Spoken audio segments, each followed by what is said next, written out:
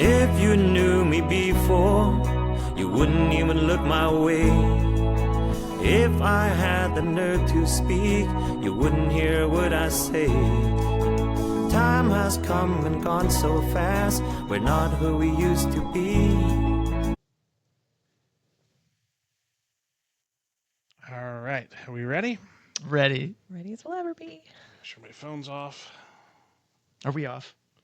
Oh yeah, we don't have phone. We Oh. have, but we have our I. I think we told you we went phone free Yes. a couple months ago. It's been interesting. That's for sure. Turn off. Although we're kind of cheating because I feel like we just make phone calls on that thing. So we're just. But I would imagine it's saving you a bucket load of money that way. Yeah. Yeah. Mm-hmm.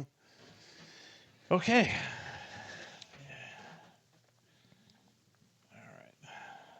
Time clock. All right. In 5, 4, and welcome back to Sullivan's Unheard Voices. I'm here with Cameron and Vanessa.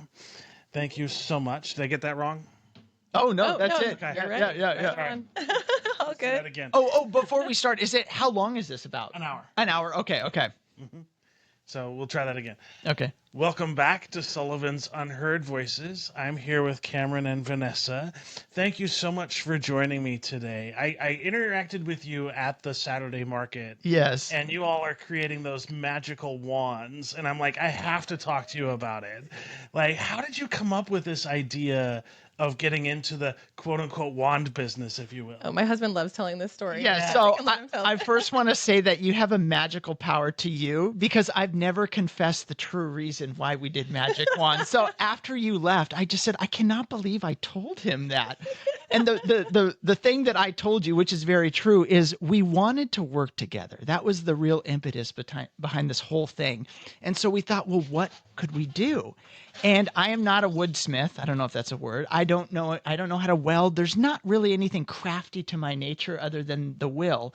So my original thought was, what's like a low skill set thing we could just work our way into this market with and then just go from there. And then fortunately, Vanessa had a lot more acumen when it came to her ability to find what we could do. And I think that the honest answer is that how did it come about? I went and had a massage one time. Yes. Around the time that we were in like the precursor developmental phase and deciding what we were going to do. And I just mentioned that we bought a wood burner and that we were practicing with our wood burner. And then my massage therapist says, you know what you guys should do is you should make magic wands. And so I laughed at it and I brought it to his attention and he goes, you know what? That's a brilliant idea. And so we just kind of went with it and started doing research, and he figured out how to like reverse engineer some wands that we like found on the internet, but made them our own, and there's so much out there. We were a little nervous, to kind of bring that to the market and see if it would fly and if anybody was interested, but it's been awesome. We get so much appreciation. And I was shocked at how inexpensive tools are these days. I mean, we Yeah. have a whole shop for, it depends on what someone considers a lot, but like I think for $800, we have a whole shop of like every tool you can imagine. And so it was really great to have all that access to all those different instruments to just figure out what we wanted in that regard. And I love one of the things that I appreciate most about what you have is like, okay, here's an experience I had before, right? Because I've kind of been wanting a wand for quite a while. Yes. And your stand was the first place where I picked up a wand and it actually felt like a wand. And that's high praise. Oh, that's piece high of praise. garbage plastic, Yeah. and like, oh, you could drop this and it's not gonna break. Like, just how much of a difference that makes. Yes. And just like, because like your attention to detail is on point, but also the materials that you use, it feels like a legit 100% crafted wand. That I is appreciate that. that is such high praise, because when we originally got into this, I was nervous because I had this idea in my mind. People that like magic wands, they don't mess around. Whether they're into D&D or Harry Potter or Renaissance Fair, they're very devoted to that practice. And even people that take it very, very seriously, even as you could say like a spiritual practice. I thought, I don't know how we're going to be received, because our entry point to this was fun. What really sealed the deal is when we went on our honeymoon to Disneyland. I just thought, this is what I want in my life. Our last names are Knights. I just love that childlike spirit of this whole thing. What can we pull from here into our life to keep that going? And so because we had such a playful approach to this, I didn't know if that was the tone that Magic Wands offered, because there's a lot of people that take it really seriously. So when you have, especially in the heart of Portland too. yes, yeah, and especially I think of all the groups that intimidate me the most, it's the D&D people, because they're really hardcore, and for them to be so praising of things, it's such an honor. Like truly, it's such an honor. And I love when people go, we just got back from Harry Potter World and these are so much better and so much cheaper. So I've been really surprised. And then the other thing I've been really happy about is I didn't know if we were going to get how heavy it was going to get. Yeah. When it came to why people have magic wands or what they're. Oh, yeah. And even though we've had some great stories, everyone's been really sweet. We haven't been asked to join anything, No. And we haven't been ridiculed either. Yeah. So I'm grateful there's been no cards slipped under the table or, or like GPS coordinates or anything. So it's been very wholesome. And I think we navigate that just with the look of our tent. We just want it fun, Disney, playful. There's not really any like inverted pentagrams or crucifixes or. And it's very kind of whimsical, Yeah. Because like if you compare it like to some of the other vendors there that just have that regular traditional white awning. Yes. And they have stuff like you have put so much intention in everything around your spot that it's observable. Oh, thank you. Yeah, we've really enjoyed it. I think that's when I knew our SAS was coming in, right? When we bought a blue tent the first day, and I was like, everyone has white tents. Oh no, what are we doing? And then it just got carried away from there. We ended up getting like a mascot dragon and just the whole deal. So we've just been having fun, and it's been really the veteran marketers there have been so sweet to us. Because we'll talk to people that have been there 15 years, and they're like, I'm just a rookie. I don't know anything. This person's been here 40 years, and we're just in awe of it. So we're very grateful. And for the timing, apparently since after COVID, the market really died. It went from, I think, 300 vendors to did they say about 150? Yeah. Yeah. And so they're very ingratiating. I don't think there ever was a real competitive vibe there because it's very local and very loving. But now they're just, if you have something to offer and you just show that spirit, they'll just take you right in. And I think a lot of that has to do with just how, for lack of a better term, necessary that kind of a market is. Especially because I can't stress this enough, and I've said this ad nauseum on this podcast. Every dollar that you invest into your local artists and your local vendors stays in your community. Yeah. 70% of what you spend at Walmart goes out of the state. Right. Yeah. And so it's really important, not only as consumers, we support vendors in these community markets, but it's also important that these community markets welcome vendors as well.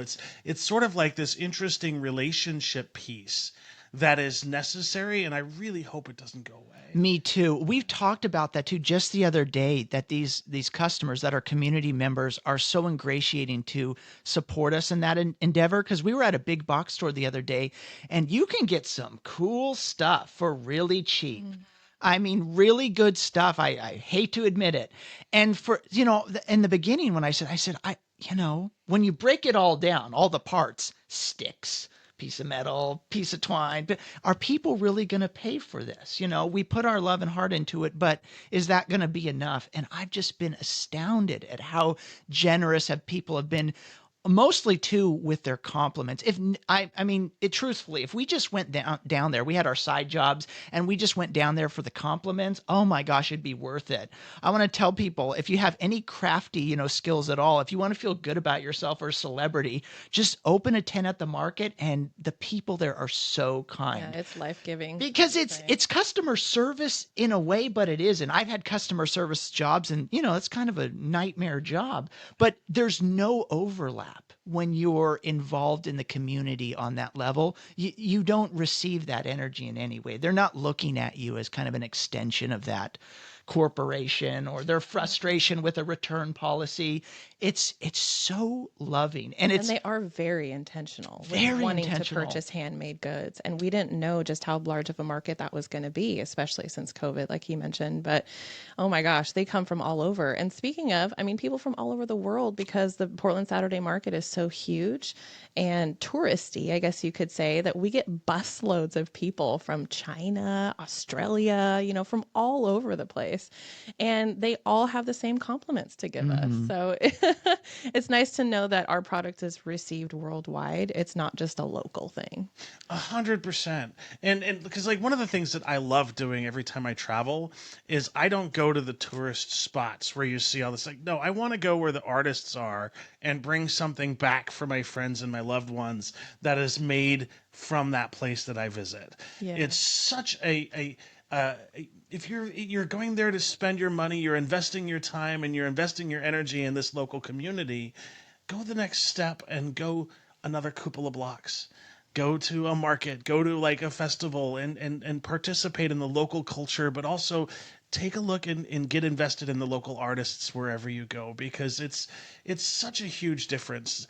Like I can't imagine a world without local artists. Yeah. However, if we don't support local artists, we could very well end up in a world where the only avenue for local artists is to figure out a way to get in the national chains, and that sets artists up for failure all the time. Yes. And we've noticed that there's a cyclical nature to that trend too, where we're kind of in a really nice pocket of time right now where, probably because of COVID, but also because everything is so accessible, the artistry, it was kind of dying out, like people who made handmade goods, because of the economy, like we all had to go to work, and just make a living. And so it left not enough time for us to be creative. And so now, since most of those people have gone to work, we're stepping back into that like creative mode and showcasing what we're capable of, and finding that there is a smaller group now that's building like upon that group, and more people are kind of entering into the market. We're seeing an influx in new vendors. Yeah, it feels yeah. in vogue. Yeah, nowadays. yeah. And that just kicked off probably in the last three months or so. Yeah. We've seen it double actually, and the list is just going on and on. So that's really exciting to see. Yeah. That is awesome to hear. Yeah. And so many people, like, the corporate world isn't for everyone. Right. And some people just need to be an artist in order for them to create revenue for themselves. And that's their only path towards a career. And so we really need to support for that aspect as well, because there has to be a niche for people. Because like if I was in like a 9-to-5 corporate job, I would go crazy. Right. Oh, right. yeah, yes, us yes. too. Yeah, absolutely. Yeah. Yeah. And so like has the transition though from like that sort of world into sort of doing what you're doing, how has that like been in terms of your ability outside of that sphere? It's a real paradox, because when people think of novelty, they probably think of, maybe rightfully so, that which is the most unnecessary. We have that which is necessary in our life, and then we have novelty. But our contention is that, that which you have to do, it's hard to know what you are or what a community is when you're doing the things you have to do. The real tell is, what do people do? What does a community do when they don't have to do something? That's where the personality comes out. And yet at the same time, I feel like that's the most necessary thing to do. And so in and going in the direction of novelty, I have to admit there was an initial fear with me of like, is this frivolous? Is this silly? Is this childish?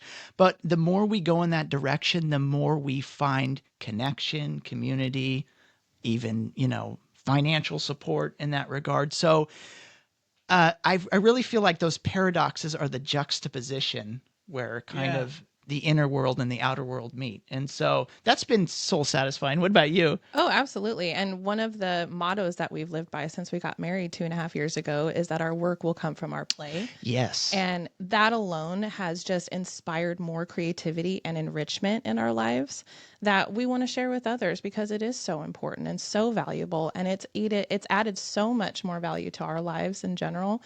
And like he said, to see what we are capable of and what skills come out. I mean, there have been several times where we're just like, oh my gosh, I can't believe you knew how to do that. Or, wow, look at what you've created, And so we build each other up. And it's not like being in a corporate job where you're hoping, that you're going to get a regard from the higher ups, and recognition. Like that's so hard to claw for, especially when there's so much competition. And so with it just being the two of us, not only do we have, full control over that, creative aspect, but there's also a lot of uncertainty there. So we're like doing the job of, those who are trying to start a business and like supply funds for our lives, but also in a way that just brings about so much enrichment and courage, to move into the next phase. And then as we move into the next phase, we tackle that phase. And then there's no real fear of the future, which is great. And when you love what you do, you're so intentional. And we've talked about this where we can work 2 hours together side by side. And I swear, get so much more done than if you were working from somebody, the malaise and the atrophy of just going through the motions. You could do something for 16 hours and kind of get nowhere. And so we don't mark time in terms of hours necessarily, but just that impetus of intention, really. Yeah. The other thing we've noticed too is, and this might be a stretch for some people, but the creative process really feels like an entity in and of itself. And we've always acknowledged that it's not just her and I doing something. There's like a third party there. Mm-hmm. And that third thing, it knows you and your community better than you do, and the community. And if you engage in that playful interplay, it's almost like you get downloads, really, like where to go. And absolutely. And it's a very loving ritual because I think one of the hangups with artists is they say, this is my art. This is how I am. Take it or leave it. When really it's an interplay between the two. There needs to be a humility on the artist's part to go, okay, this is what I am. This is what I like. But also, I'm trying to extend myself to another. And so I need to meet them where they're at. Because we have met some artists that are like, listen, this is just how it is. And like, well, I get it. But, and so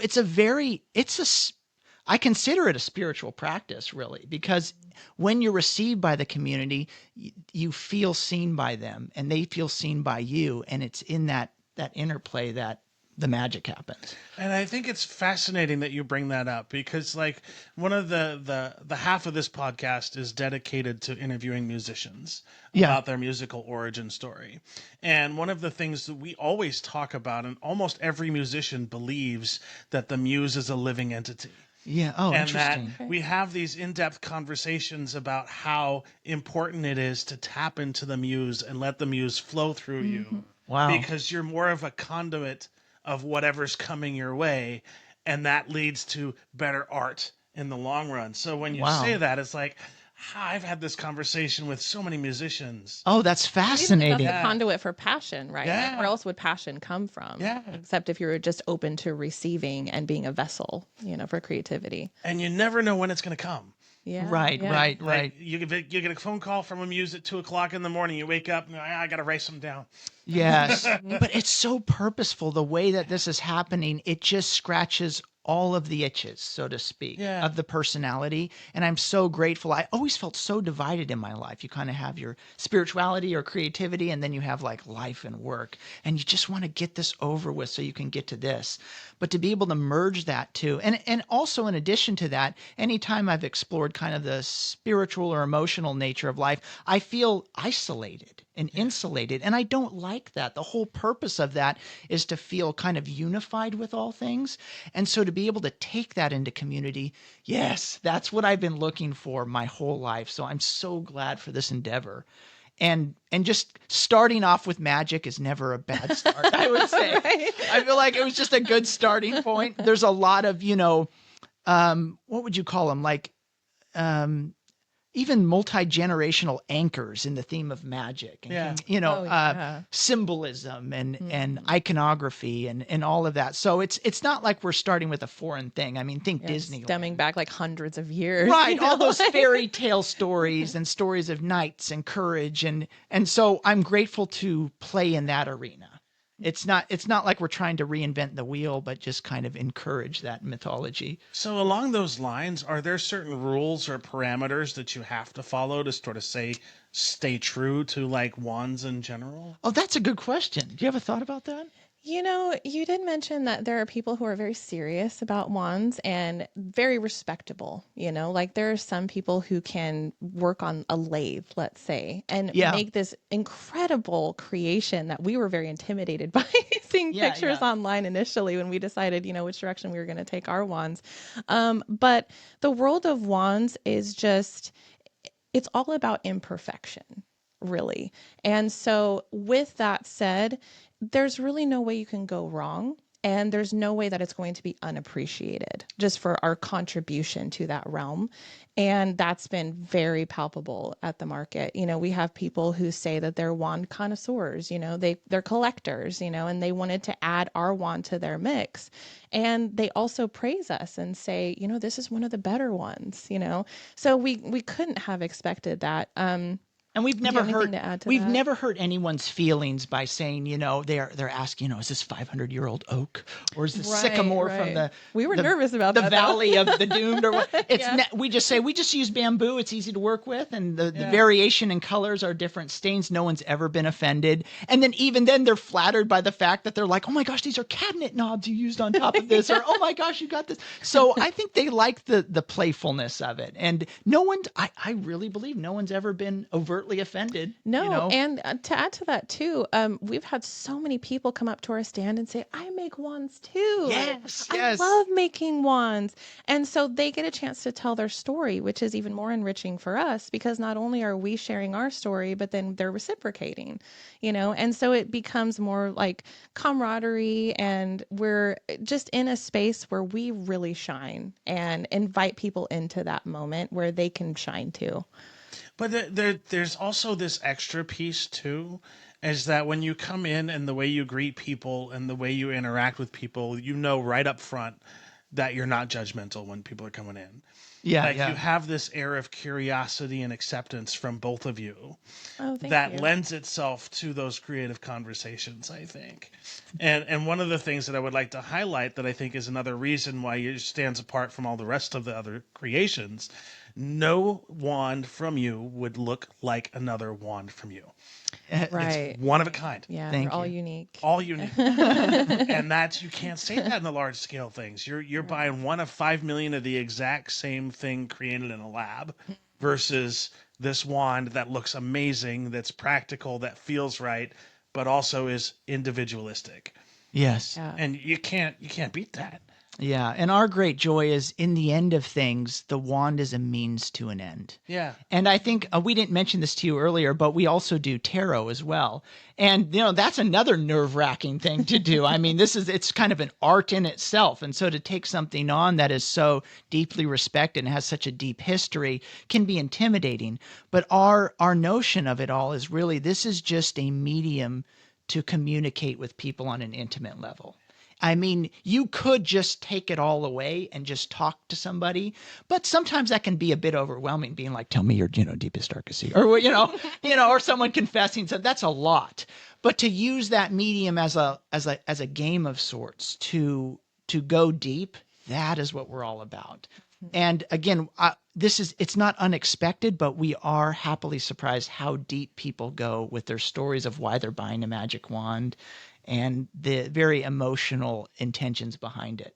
Yeah, we feel like we're just opening the door for everybody else, right. you know, to like allow their light to shine. And it's so fun and very fulfilling. And so every week, because we don't really get out that much, but Yeah, right. you know, we're usually in our garage crafting at home, and which we love our space. But then we, after Saturdays, we look at each other and say, oh my gosh, like that was so fulfilling. Like that was all we needed, you know, was just a whole day, and to be filled with all of that appreciation and to be able to share and like tell our story and hear the stories of others. And none of it is negative. It's all so positive. And we touch people of all ages, which is so cool because it's really difficult, I believe, you know, to find a niche that really does that. We're surprised know, at the demographic, touches- actually. All ages, but also all ability levels. Right. Yeah. Yeah. Because like I know, And imaginations Yeah. too. Yeah. I know. So I'm on the autism spectrum, and I know a lot of people like me that have this ability to hyper focus on things, and a lot of people in my community love this idea of magic and being able to mask as something as a different entity. And so pathways into like D&D, pathways into cosplay, pathways into all of these things that are neuroaffirming and accepting. And this is just like one other thing that you could add to the list of places, of things where you can go to sort of add to that piece. And I think that's huge. Thank you. Yes. Thank you. And so one of the things I'm curious about, because you like mentioned you sort of got into tarot, was there a decision, was there a reason behind sort of that decision?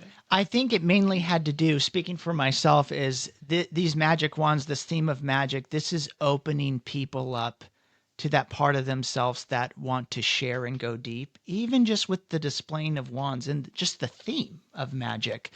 There is a type of respect there. So even in its playful nature. Heart center directly. Yes. Yeah. And so we wanted to take that a step further, and we wanted to go deeper with, you know, our love for going deep with people. I mean, certainly in the very origin of our life and in our relationship, we both have a love for psychology and for just exploring the inner world of the individual. And even though this is not an exception for it, or, you know, a substitution for clinical help or you know, support in a formal sense, it's a medium to talk to somebody in a way that is playful but very deep. Yeah.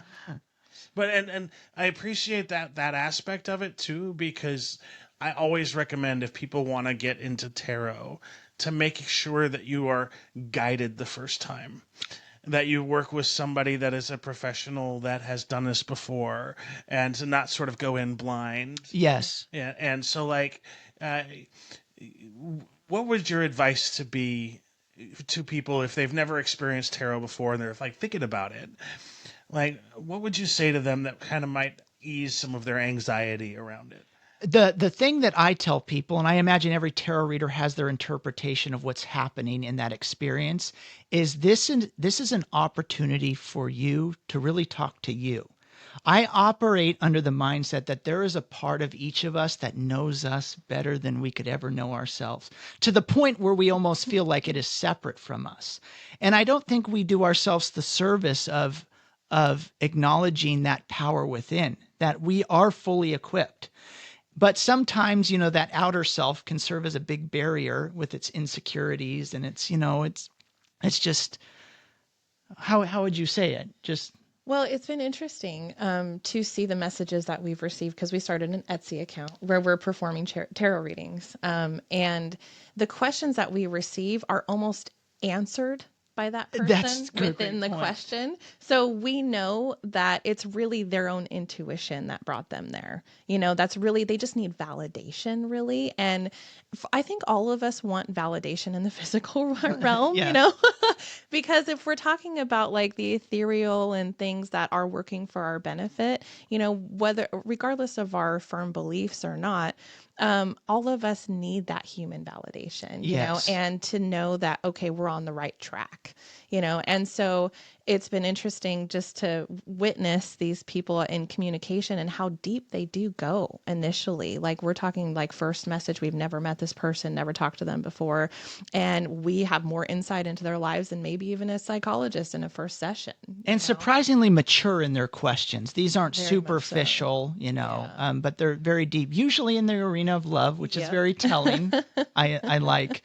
But I would say that, go in with the idea that you are not having to submit to the tarot reader. You don't have to submit to the fate of the cards. One of the things I used to love to do back in the day when I gave free readings is I'd draw, a spread of cards, and then we would draw another spread of cards for the very same question. And we could look at how the different pictures pulled up different energies, even if it's on kind of a superficial level. And someone might be like, I'm just tired of my boyfriend. And we'll get a card that says, maybe it's like a breakup card, like walk away. And they'll think, well, I don't want to walk away. That's a bit hard. Or maybe the death card is like, well, that's a bit much. And so they're able to validate, maybe this is not as serious as I thought. And, I can back off a bit. So again, it's kind of that confirming element, but also pulling out feelings in yourself that you might not be able to quite see because of the emotionality of the whole thing. So yeah, or even embarrassed to express yes. openly or publicly, and we all have those deep, dark secrets and things that we hope maybe somebody could guide us in, like somebody that we can trust. And that seems to be a very big arena of trust for people. And that was something that I didn't even really know existed to that degree. My mother has actually been doing tarot for years, probably about 20 years or so. So we've been able to seek some guidance from her, which has been awesome. And she's really just, basically told us, we'll go out and practice and just be authentic. Yeah. And in your authenticity, you will be received. And that has been so true. Yes. In everything that we've done. And we've even in deciding who was going to do the readings and how we were going to apply this, to, our business and working together, we actually do the readings in tandem now. He started doing the readings because he's so versed. He speaks so eloquently. He just makes it sound so good. But then he kind of pulled me in, and I was a bit more, nervous and reluctant at first. But I also have a history in the holistic medicine field, and being able to apply my knowledge to tarot as well has been really valuable. And so one thing that we've mentioned multiple times in our experience together is that we're just better together. And the response that we're getting from our clients who are seeking validation from the tarot or guidance is they really love our combined energy. So that's been really cool. And that's been very validating for us. And for our readings itself, it never hurts to ask the person, at least on a one-on-one setting, what do you see when you look at that? What is this telling you? Because that can be people love to share. They want to share. That's why they're doing it. They want to talk things out. And it's just the best. It really is. I mean, if we could just do that all day, I think, I hate to say I'd give up even the magic wands just to do that. It's so wonderful. And two things come to mind when I hear that. The one is, without a shadow of a doubt, we're our own worst critic. Yeah, right. We are Totally. so negative on ourselves. Yeah, we're way more negative than we would be on anyone else. And the other is, how many other forms of communication where you can actually sit down and have a conversation is so empowering. It's kind of one of the reasons I started this podcast. Yeah. Is because you can't solve a problem in 3-minute sound bites. Right. Just like with going to your therapist, you only have 30 minutes to work through whatever. Oh, right. With the tarot, it's very introspective and very sort of informative, but then the communication is also a more robust communication because it's a two-way dialogue. With your therapist, it's basically you talking at your therapist and then working through stuff. With tarot, it's two people having a conversation about what's going on. Yeah. Right. And I've experienced that firsthand, being in therapy once upon a time myself. I felt like I needed to be prepared because you only have that small window of time. And then you notice like the psychologist is kind of checking their watches, or their clock on the wall. And you're just like, I'm almost getting kicked out of here. And so it's nerve wracking, to a degree. Whereas when the cards are pulled, none of us know what's going to come up. And so it's magical in itself, because that is really guiding of the conversation versus that person coming with that preparedness or that speech, like that elevator speech of like, okay, I really want to get to brass tacks, and like, this is really what I want to discuss. And they may have an original intention, but it opens that door for a true discussion, a very heart to heart discussion. So I agree. It's And wonderful. this is just an assumption, but if it were me, I would be much more inclined to just let it fly if I'm talking to two people in a tent under the Burnside Bridge versus like this aristocratic, like, Bridge trolls aren't going to tell anybody. right, this well-heeled, like, doctor. Someone that went to school for 10 That's years. like, I think they'll turn me in if I tell them my real thoughts. They're like, oh, these people are monsters. They won't tell anybody. So I feel like it's an opportunity to get the real deal. Just kick those needles aside and take a seat. So it feels authentic. And again, we don't assume it to replace anything formal, but we did read an article lately that a lot of people are going to those mediums such as tarot and reading because they can't afford things. Yeah. They don't have health care. They can't afford these formal avenues. So it's either nothing or something. But with that said, I don't see it as anything lesser, just something different. Oh, I agree 100%. Yeah. And it's an interesting phenomenon because like right now the waiting list for a therapist that has any experience with autism is about a year and a half. Oh, is that right? Yeah. Mm-hmm. And so you have a choice. If you're on the autism spectrum, you can either go with a therapist and spend 45 minutes explaining autism to the therapist and then have 10 minutes to work through your issues, or you can find a therapist that actually knows autism and you can work through everything for that whole hour. And there are so few opportunities to find avenues where you're with a therapist who will accommodate you on your communication needs. And so the amazing part about tarot from my perspective is that it's a guided conversation that's out of your control. Oh, that's a great way to put it. Yeah. Yeah. And so you don't have to worry about explaining autism for 40 minutes. You can just be present and work through your issues. And that's so huge because like there's so little opportunity out there for people to do that.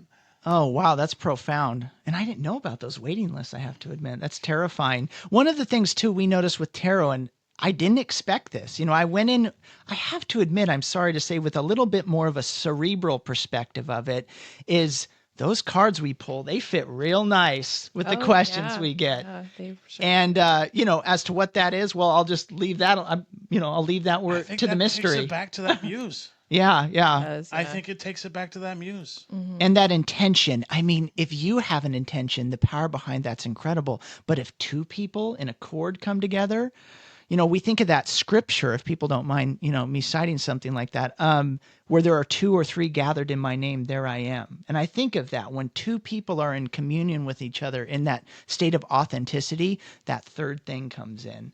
And I'm grateful for that medium to provide that. And if I may add, something that we have been very intentional about within our household is our energy.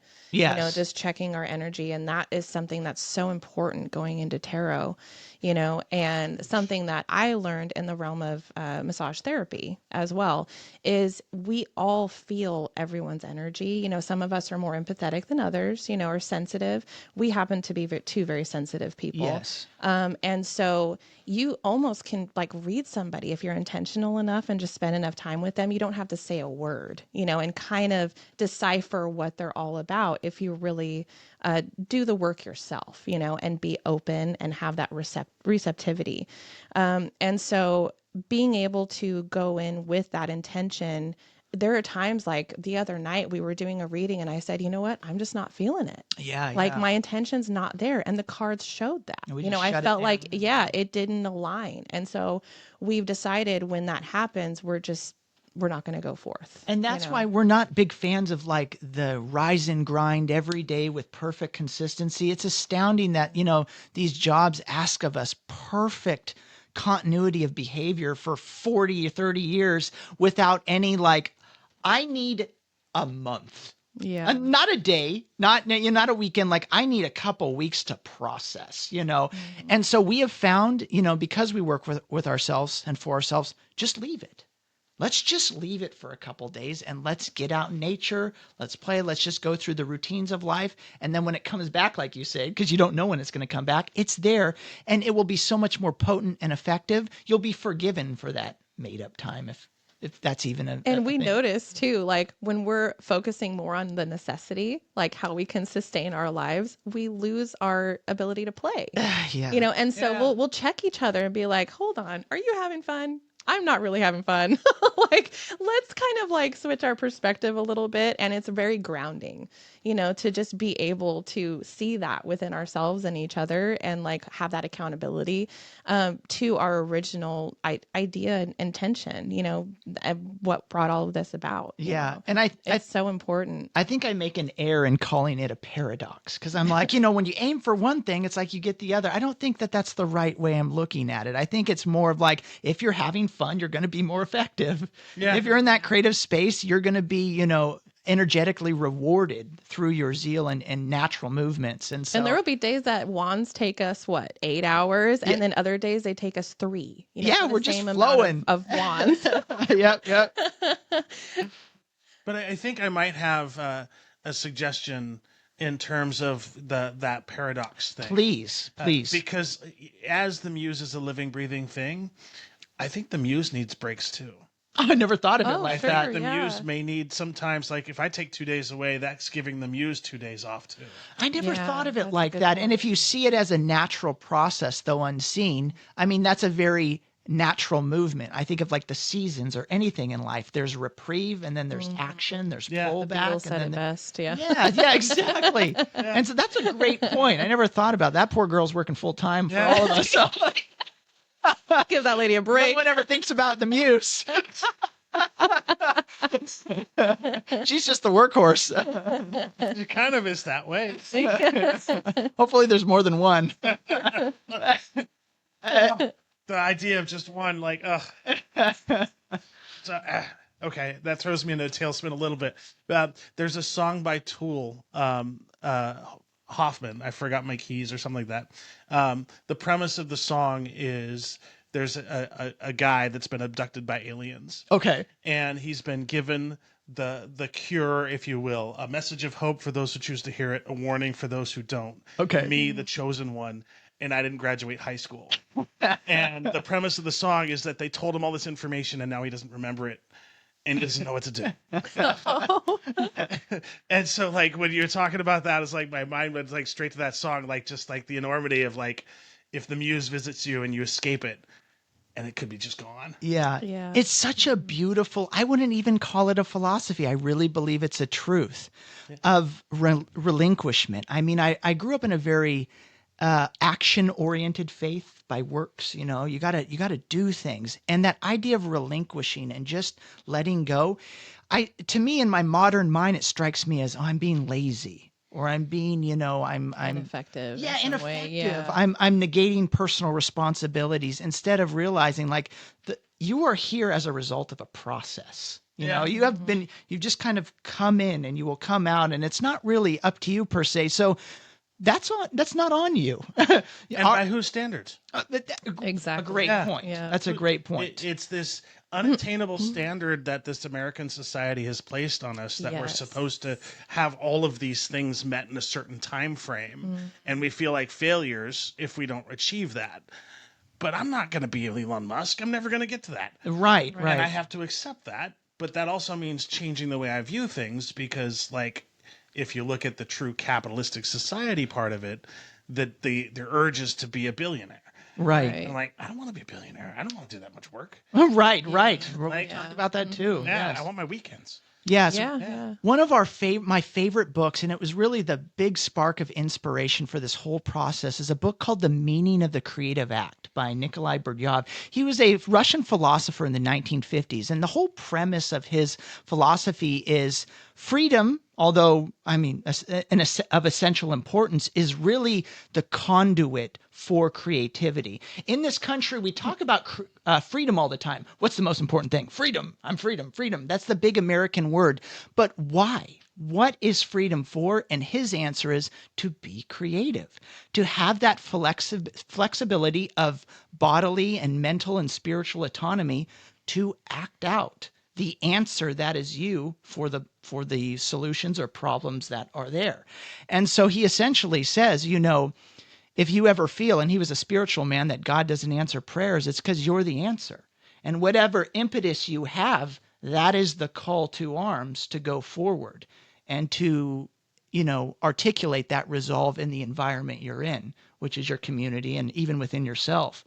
And so it's very empowering, but at the same time, as big of a challenge as that is, all you have to do is really submit to that process. You don't have to formulate anything. It's just by availing yourself, you become the conduit for that. I read once this beautiful quote that like the spirit finds the vessel and molds it in the form that it needs. So if you're inspired by something, you will take on the form of that thing. It's no coincidences. Marathon runners look like marathon runners. Yeah. Goths look like goths. Tarot readers look like, because the idea form changes the physical form, and then you become worthy in a sense or ready for it. And that's why we're big believers in, if you don't know what to do or how to do it, just start. Yeah. And that idea will change you. It'll wake you up and say, time to get up.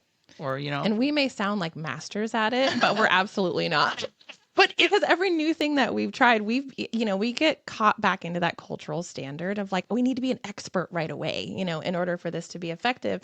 But that's not true, and the more time that we spend on it, we develop our skills, and then that leads into something else and more doors open, and then we become even more creative. And so it's just allowing ourselves that time and kind of reprieve of, with the clutter of our minds, and trying to meet that unattainable standard, where our perspective just changes. And then we just end up in that forward motion, that movement that breeds better results than just the thinking mind can, And I don't think ideas can come into the mind of a person that is not ready to facilitate them. Because it's a seed. It's like a seed doesn't sprout unless the soil is there. So I feel like we don't know what ideas are. I mean, fully. We don't know where they come from. And so the fact that they're there is a tell of like, this is for you, and if you lean into it, I hate to say the word qualified as if we have to become something to do something, but it readies you. But it's being open to learning. Yeah. Prepares you, if you will. Yeah, prepares you for the call, so to speak. So it's comfort. It's fun. If I could say, if somebody wants a call to adventure and they don't know where to start, they don't feel like they have the means or money or whatever, just get still, which is a hard thing nowadays. Get quiet and just see what happens. And I think if your experience is like mine, you'll hear that little thing that's just like, go take a walk today in a park. And then you take a walk and then you see something and then you sit with that thought for a little while and then it just keeps rolling. You meet a beautiful brunette, all sorts of things start happening. You get married and it's a process. And it doesn't happen in a day, but no good adventure does, It's an unfolding. And just to have a good attitude about it. That's the one thing I love about being around her and our power together is we have fun. And when we have fun, that shines outward and we're greeted accordingly. And we're kind to ourselves too. Yeah. It's that self-critical nature of just being human, I think really rears its ugly head in the realm of being creative, especially considering we're an online nation now, And the comparison. Oh my gosh, comparison is the thief of joy, let me tell you, because we've gotten so down in the dumps sometimes. And then we realize, it's really all about our perspective. And one thing that I've told him multiple occasions is nobody has a wand from Cameron and Vanessa, nobody has a tarot reading from Cameron and Vanessa. It's going to be very different, just in energy, and from other people that are out there. And what we're learning is that, like you were mentioning, the community of people, and the appreciation within that community, just being a part of it is so cool. Yeah. And it's been so fulfilling for both of us. And we don't give each other appreciation enough. No, We we don't. focus so hard on highlighting the negatives. Like, Right. I wish there were more platforms out there, kind of like this, where you can talk about the positive aspect of life. Because like, so many people feel or are stuck because nobody talks like you're talking about right now. Yeah. You know, nobody thinks it's possible. Yeah. But then to see two people on the same sort of wavelength with the same energy doing something creative and putting forth this energy in the world, other people can, you know what, I could do that too. Yeah. And that's huge. I also think what's happening too, when it comes to YouTube and the experts that we see that have cultivated some type of, materialism for themselves, and in a way that you look at them and say, oh, they're so lucky. They must have been experts going into this. At least that was my frame of thinking for a long time. And then we almost live vicariously through them to the degree that we spend more time on YouTube than actually creating for ourselves. Oh, 100%. Yeah. Yeah. So that's tough. It's really hard to shift that mindset into like, I can really freaking do this. Yeah. Like I can really apply myself. And there's nobody there, especially for us adults that may not have an accountable partner, to really bolster us and say, hey, you're so capable of this. Why don't you give it a try? Like, who does that? It takes a very special person to have that kind of awareness, and that's one thing that we've seen in these other vendors that we work with at the market, is just hearing their stories and how they've been able to come up for themselves over the years. And some of them have been there for 30 years? Yeah, even more. Like they're really just going for it. And it's so inspiring just to be within that community of people that said, hey, you know what? I'm capable. And we really love riding those coattails, Yeah.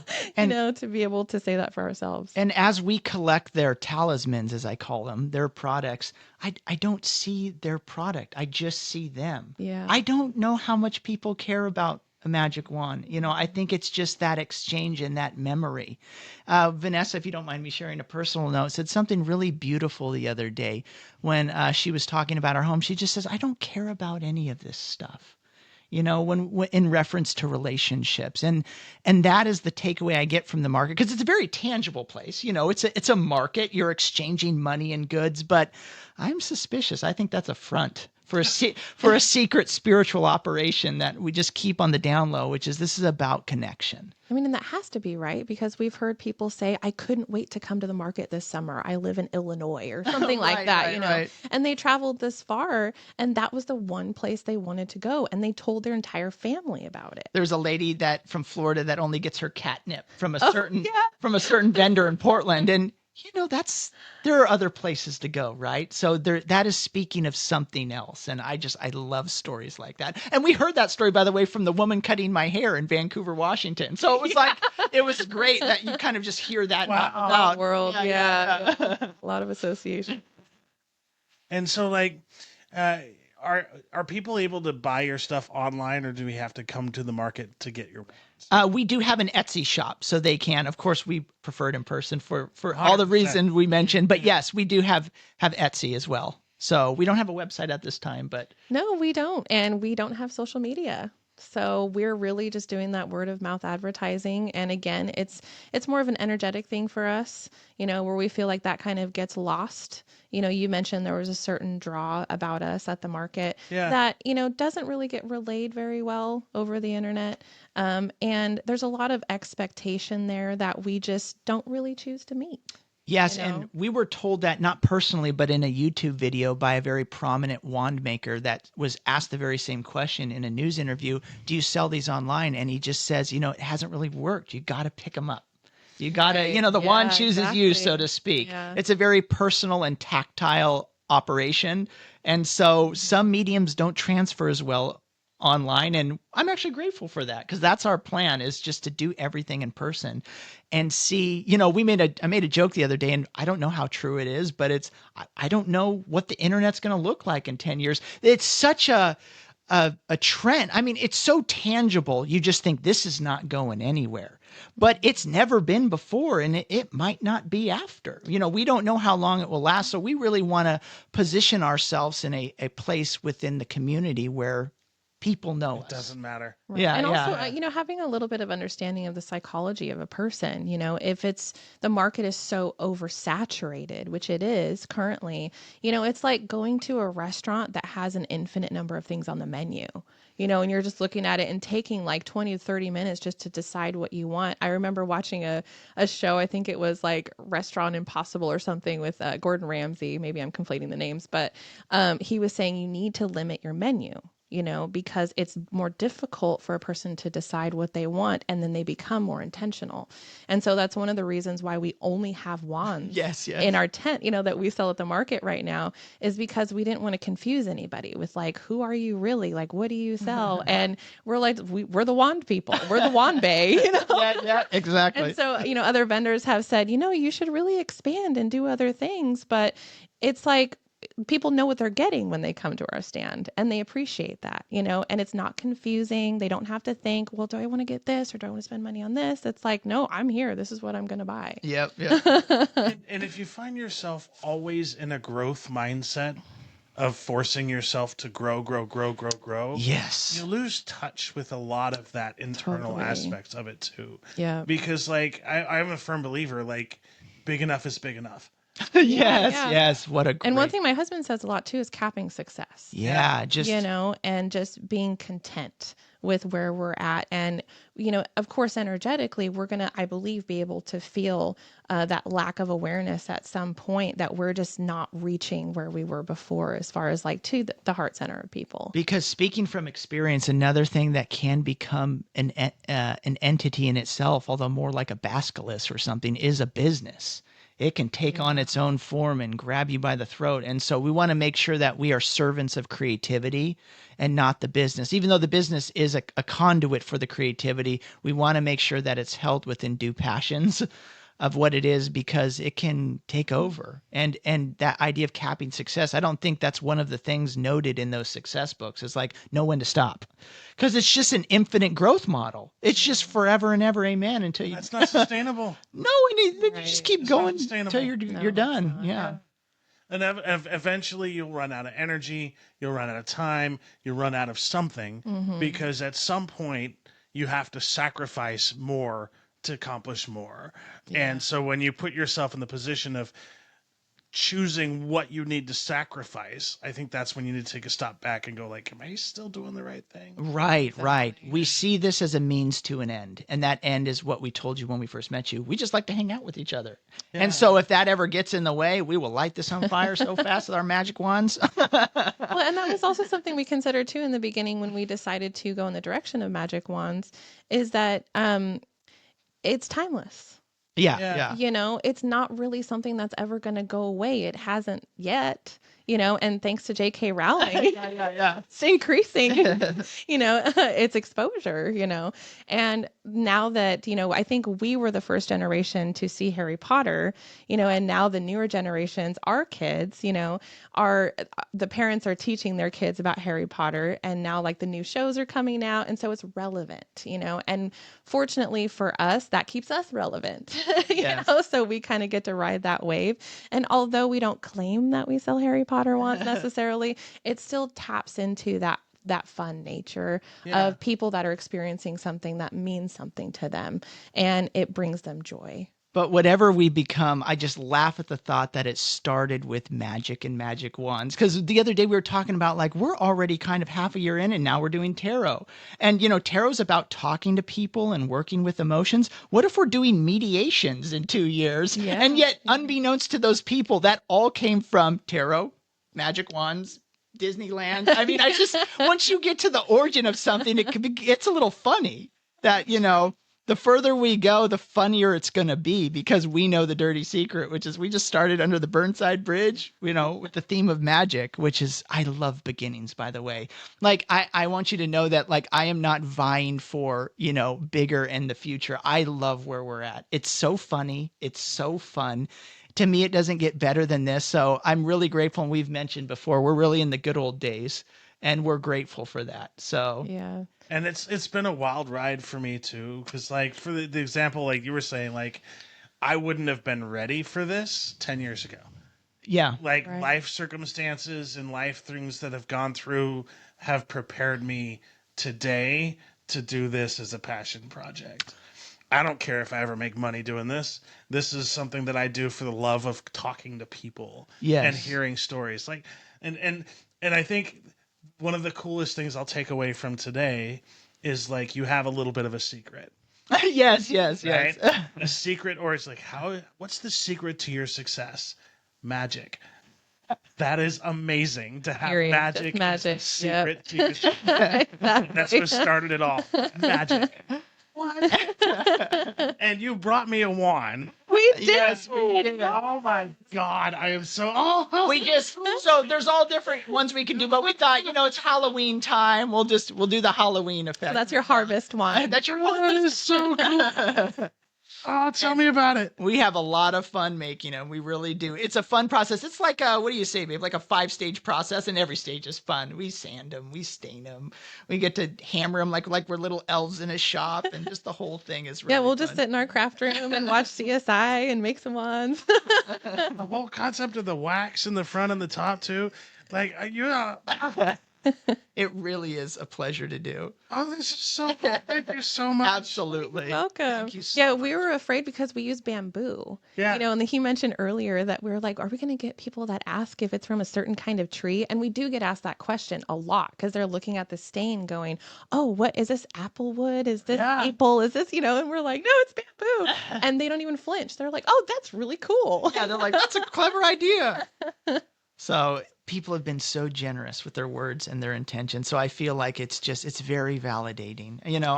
I'm not ashamed to say that anymore, that I really appreciate and just love validation. Not for the sake of ego necessarily, but just that we're being seen and we're getting that I love you back. Yeah. That's exactly what it is. Yeah. And they've been so overtly generous with, did you guys know about this fair? You guys need to go to this fair. Yes. You need to be vendors. It's like at they this- want to keep us Yeah, alive. at this Renaissance fair, all these other fairs around that we didn't know anything about. And so just getting that information from someone's mouth has been way more valuable than going on Google and trying to find it for ourselves. Yes. So tell people what booth you're at in the market. So right now we're official vendors at the market, but we don't have an official spot. We're going to get that next year. So sometimes when you go to the market, when you like someone, you know exactly where they're going to be in the spot. But I think we're the only dark blue tent. Yeah, we're the floating vendors, but we're the dark blue tent. It's hard to meet us. Sometimes there'll be a dancing mascot dragon out in the front. We're hard to miss. Yeah, we're very And we're magical. called Nightly Wonders. Yeah, we're nightly wonders. Amazing. Amazing conversation. I hope you all just maintain this level of success. Thank you. Thank you. And I can't thank you enough for the conversation today. Thank Well, you. thank you for the invitation. And Are you kidding? This This is awesome. It's an Yeah. honor to be a part of your ritual as well and Yeah. your becoming. So this is incredible. We've been really excited to be here and be a part of this with I you. appreciate Thank you. And I'll end the podcast the way I always end the podcast, folks. Be kind. Yeah. We all share the same air. We're on the same planet together, and this world would be a much better place if we just treated everybody with dignity and respect. Beautifully said. Absolutely. Thank you.